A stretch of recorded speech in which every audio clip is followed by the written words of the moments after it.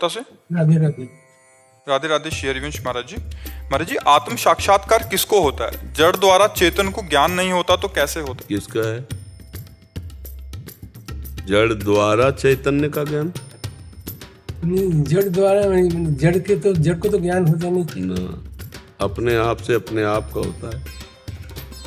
जो तत्व साक्षात्कार होता है ना, अपने आप से अपने आप का होता है। वो किसी करण या इंद्रियों से नहीं होता, वो स्वयं से होता है। अपने आप से अपना साक्षात्कार होता है। पर ये तभी होगा जब अंतःकरण पवित्र होगा, अंतःकरण भगवत चिंतन परायण हो, संकल्प रहित हो जाए। और अंतःकरण से, पवित्र अंतःकरण से जो अपनापन है, अभी जैसे शरीर से अपनापन है कि मैं पुरुष हूँ, मैं स्त्री हूँ, फिर अंतःकरण से जो मन बुद्धि चित्त अहंकार है, उसमें ममत्व तो हमारा इतना फिट हो गया है कि जैसे मन नेत्रेंद्री के द्वारा दृश्य देखना चाहता है तो मैं देख रहा हूँ, समझ पा रहे हैं अपना? श्रवणेंद्री के द्वारा सुनना तो मैं सुनना चाहता हूँ, रसेंद्री के द्वारा अगर चख रहा है तो मैं चख रहा हूँ। यही अज्ञान है। वो अंतःकरण से अपनत्व तो हटा लेता है। फिर स्वभाव जो कारण शरीर है, उससे का भी वो दृष्टा होता है।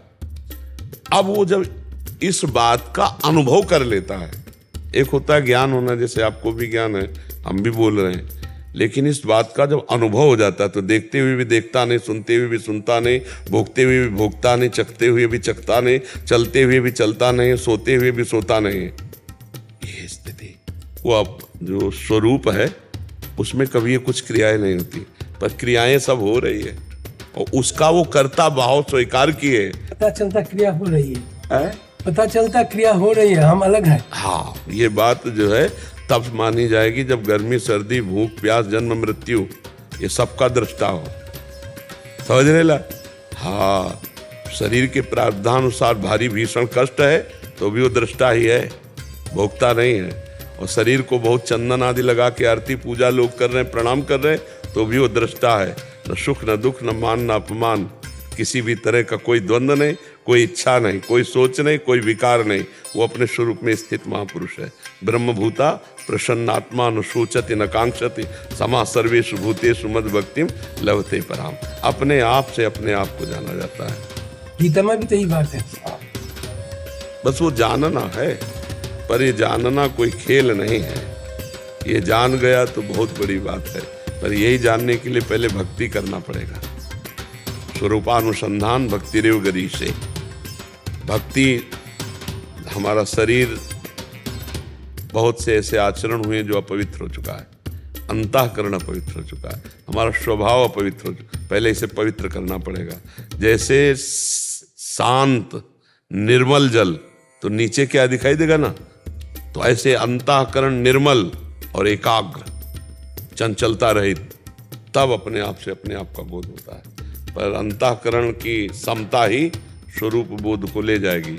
अगर अंतःकरण नहीं तो हमारे ममत्व, हमारा अहम, अंतःकरण में एक अहम है, मन बुद्धि चित्त और अहंकार, ये ही अहंकार फांसे हुए हैं। जो स्वयं में है ना, पता तो चलता है जो अहंकार आ रहा है, ये तो पता चलता है अहंकार आ रहा है। जी। पर जैसे हम सो रहे हैं, हम खा रहे हैं, हम पी रहे हैं, हम चल रहे हैं, हमने ये किया, हमारा ये परिवार, हमारा ये शत्रु, ये हमारा, ये जो व्यवहार है, इस व्यवहार में वो सम अंदर से है।